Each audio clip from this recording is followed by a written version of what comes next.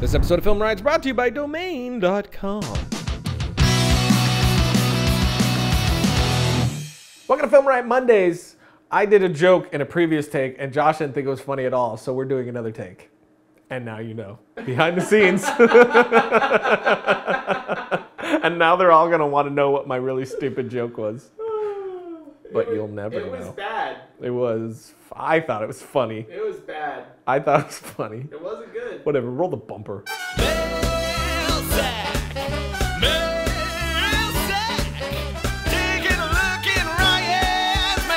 How to get decent actors when there is no acting club or anything around. We actually did an episode on casting, and we showed some websites where you could post out casting notices and stuff right here. Your friends could possibly be a good resource. Sometimes there's actually a pretty solid actor amongst you and they don't even know it. It's about looking at their personality and figuring out who would actually be able to nail that or not. Try some small things, test people out, and go from there. But there's usually some kind of acting school or theater program in all areas. Look at colleges and high schools for that sort of thing. You can also get in contact with your film commission, the local film commission. Though a lot of the places they'll point you to, you'll probably have to pay for those actors. If you do have a budget, talent agencies are definitely helpful there as well. So those things, all of those things. Do you recommend focusing on a specific skill like dynamics or studying the whole wide world of VFX? We must have an answer. You should have a specialty. It's kind of like stepping on a film set and you being the director, the DP, the sound recordist, the actor,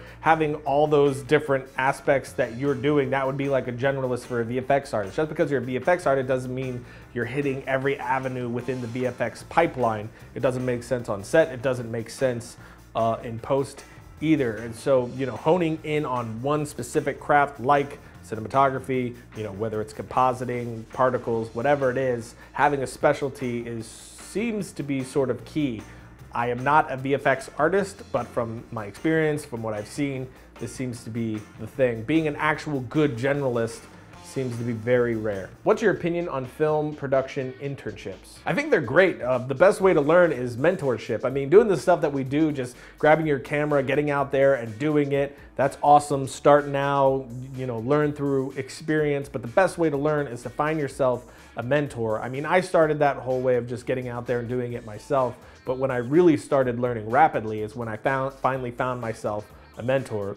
Best way to do that is by doing internships, finding people who are super talented and doing things and just going and helping them. Any way that you can get on set, do it. What's your opinion on the DJI Ronin? I think it looks amazing. I haven't used it yet. My friend Josh Nepper uses it, and the stuff he does with it is absolutely fantastic. Just as good as the movie from what I've seen, but at a freaking fraction of the cost. I mean, the Ronin carries something like 16 pounds worth of camera goodness on it, and it's sub $3,000. To go for the same weight capacity on the movie, you're paying over, I think, $11,000.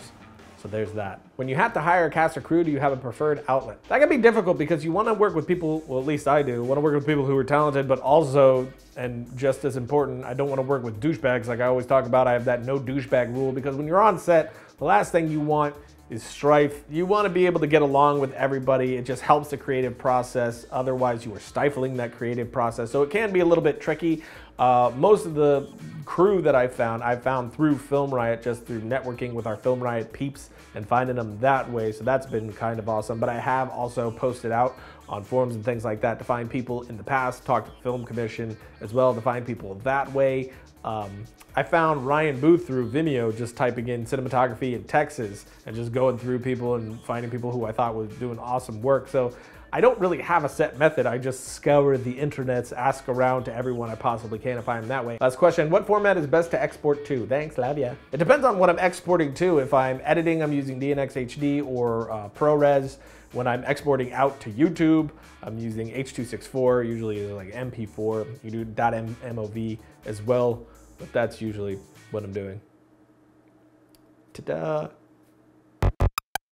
Domain.com is a good place to find yourself things that you need to make a website, like a hosting service. There's a reliable and affordable domain discovery service to help you pick a right name for you. And if you use the coupon code FilmRiot to check out, you get 15% off your domain names and web hostings. Because when you think domain names, I think domain.com. I think I got drunk at the end there. Did you notice that? I noticed it. Why were you so silent the whole time, by the way? I'm hungry. logo. So that's it for today, which means it's time for my suggestion of the week. This one is called The Future of Film Technology, which you can find right here. It's quite interesting. That's all I'm going to say about that. Also, don't forget, there's only 4 days left to get your submissions in for the latest Monday challenge. It's this Friday, 12 p.m. CST. To make it in time or to be able to possibly win all the awesome goodies that we're giving away thanks to our friends at HitFilm. And that's all that I have to say to you faces. Until next time, don't forget to write, shoot, edit, repeat.